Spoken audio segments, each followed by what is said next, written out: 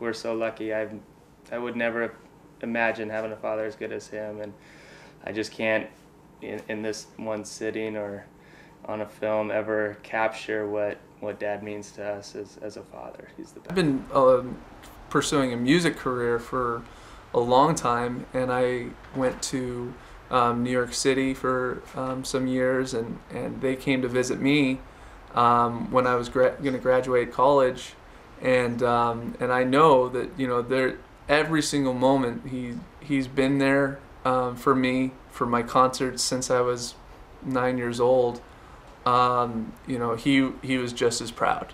You know, he always used to say, "You step into the ring and you're a winner," and you know those moments sometimes he's more proud, but you can tell, you know, as a parent, that he's always been, you know, supportive of anything that we've ever done. And so, you know, as far as the moments that I've been proud of him, you know, just really as far as with my mom and their relationship, you know, I'm most proud of that, and where they started and where they've come from and where they were now. They've come a long way, and you know I've watched them fall in love again, you know, and to see that and to know that, you know, that's going to be there for me someday, and you know, I'm most proud of the relationship that they've had, and not everybody can say how cool their parents are, you know, and I really, you know, I'm sure most of my friends from college didn't believe me, you know, but they're cool. So, you know, I'm really lucky that I'm you know, career's great, all of that, but my brother's more of a serious person. I'm more proud that he was just a good guy and hilarious and funny and cool. You know, that was it. He loved his family. And people would tell us, your husband talks about you all the time. And I know how much he talked about the boys. So we've been a very lucky family. His family is, you know, family is number one with Frank. You know, his wife and kids are most incredible, most incredible. He was just that kind of person, you know, because he loved people and he loved you. I mean, you didn't have to be a close friend for him to really care deeply for you. And then, of course, family was family, and that's what he said. He would say, "Family is family," you know. Yeah. Oh, the boys. Numerous times, you know, I could hear I wouldn't be anything without Tony, and Adam and Brian. You could just tell he was really proud of them, and he loved them a lot.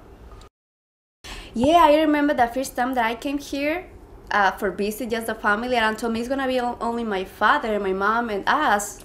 And I came here, and it was all the family, was the neighbors, was the friends, was everybody here. And here was the first time that he told me that he was so glad that I was here, and it was really, really nice for me. He told me that we are so happy that you are here to visit us. A really nice person, yeah. This buddy of mine, Frank, he had this some type of little code with his boys, and he used to go, and these two kids would come running from 100 yards away. I mean, it was the most incredible little whistle. And then they had hand signals.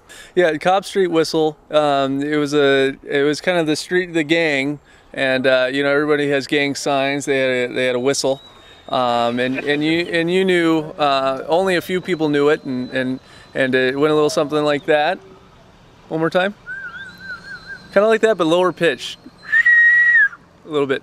And so eventually it became, you know, later on just one of those things with our family, of course, and every once in a while we'd get an answer machine message, and it wasn't anybody on the phone. It was just a. Nobody knows which one it was of the old friends, but it was somebody. Yeah, it's one of those things. The Cobb Street whistle. If we were ever in a supermarket or the mall and we needed to find each other, Dad started it, but we'd do a, and the nice part is nobody else would pick up on it, and we could just locate. I do, and a few hours over, I'd hear a, and I'd say, oh, think I hear them. Or you're in the airport waiting to get picked up with your luggage. You can't see anybody yet. You're wondering when your parents are coming, and you just hear and you know he's around. He's somewhere right there, and you're looking around, and it's the Cobb Street whistle. And he'd say, "Watch this," and it'd be in a sales office, and Adam or Brian would be running around, and or it'd even be in a mall or somewhere, and he'd give that whistle, and I can't remember how it was, kind of a high-pitched little whistle, and there they were. They'd show right up, automatic. Dad, how about them Lions? Do you like football? Yeah,